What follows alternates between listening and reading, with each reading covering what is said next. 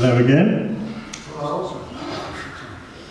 Those who come regularly will know that I've been working through the poems about young Albert Ramsbottom, and I thought I'd done them all, but I did come across this one.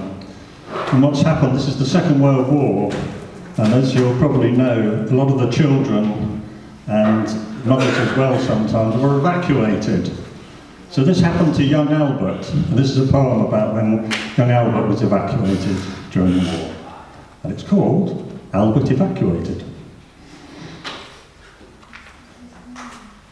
Have you heard how young Albert Ramsbottom was evacuated from home with his mother, clean socks and a toothbrush, some syrup of figs and a comb?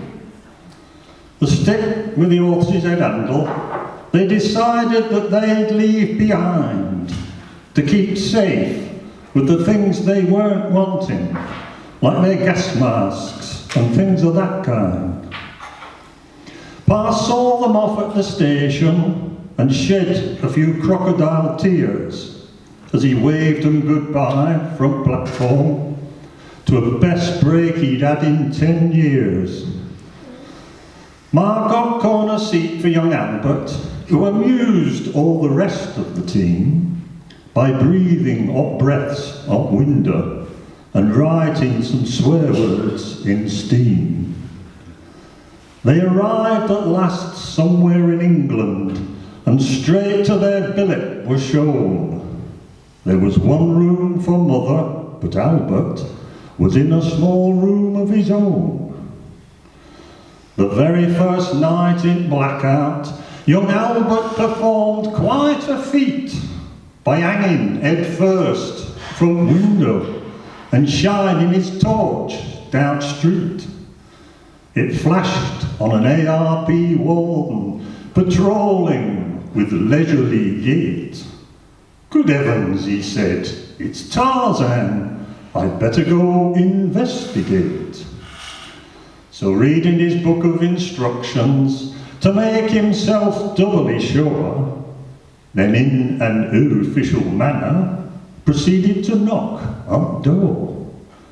It were opened by Mrs. Ramsbottom. "Now then," said she, "what's to do?" And in stern air warden manner, he said, "I'm going to interrogate you." This fair upset Miss Ramsbottom, her face were a picture to see. "I'll have you know you're doing no such thing. I'm a respectable woman," said she. "Has your son been evacuated?" said ARP man at door. "He had all them things done as a baby," said mother. "He's not being done any more." "Be off now," said Mrs. Ramsbottom, as she bustled him out at porch. An ARP man patted Albert and then confiscated his torch. Now that were unlucky for Albert. He had no torch to see him to bed.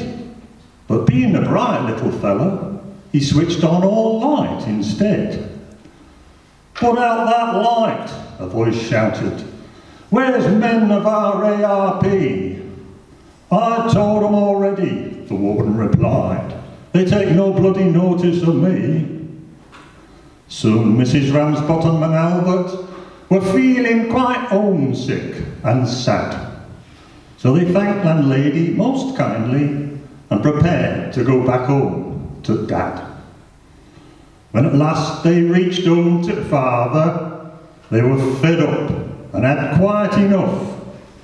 But in front parlour they found 6 young women, and father were doing his stuff. "Hello, mother," said Mr. Ramsbottom.